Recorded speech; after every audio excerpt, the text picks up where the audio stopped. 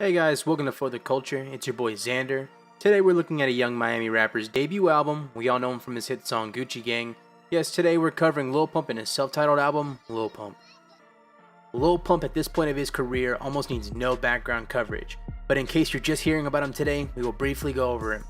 At the time of this video, Gazzy Garcia, aka Lil Pump, is a 17-year-old rapper out of Miami, Florida, who has massive heat behind him. Hate and hype. Lil Pump has been sharing his music through SoundCloud and gained a huge following through social media and his unique music, if you'd call it that. Lil Pump specializes in trap music. His tunes really hit what he's going for, and if you're expecting complexity in today's review, I apologize.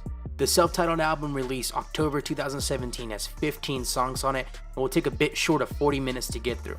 If that's a sign of anything, it's that 80% of Pump's songs do not pass the 3-minute mark, which in my opinion works well for the young artist. As stated before, his style is trap music. Really dope beats and repetition are what makes this album. If you take it for what it is, it's a nice album to turn off your brain and party to. Unfortunately, for longtime Pump fans, you technically got 10 new songs out of this album as he just moved his best singles into the album. The album itself is sounding great on high quality speakers and your typical Apple headphones. You can tell these were made for that club-based vibe.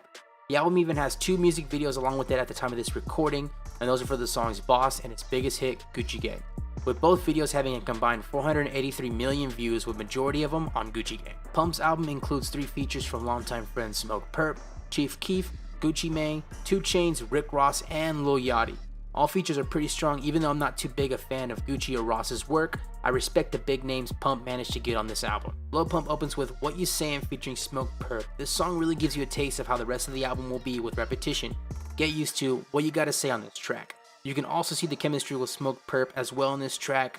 Not the strongest track in the album, but does lead to his biggest hit, Gucci Gang, which makes this song a good warm-up track. The opener is a lot stronger than this album's closer, Pinky Ring, featuring Rick Ross and Smoke Perp.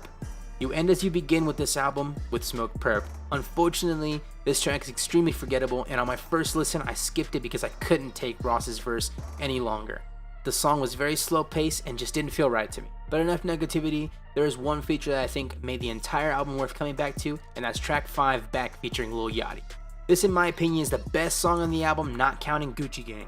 As soon as the beat kicks in, I knew it was going to be bouncy and fun, and that's what I want from a Pump song. Bouncy and fun plus Yachty, it's like the track was made for him to hop on. Another track that stands out to me is Molly, a track released 3 months before the actual album. I think it still stands extremely well against the other songs in the album, and now is placed neatly in an album rather than a single. Last track I'd like to talk about is the infamous Gucci Gang. Yes, all he says is Gucci Gang through the entire song, 53 times to be exact.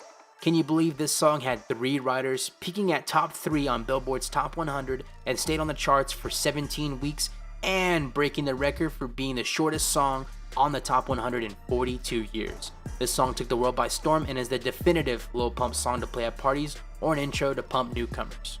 Overall, this album is a fun time, nice easy listen with good beats and good features. If you do see your favorite artist on the album, give the track a listen. You might have already heard a few songs on the album, with it containing his legendary track, D-Rose. With the album at 37 minutes long, it's a good listen for what it is. Something you can bump with a bunch of people over as long as they don't mind the lack of substance in each song. But fair warning, you may have some songs stuck in your head for days. I believe that is what the Harvard dropout wanted to happen. Thanks for listening guys, tune in for my next SoundCloud rapper review on For the Culture.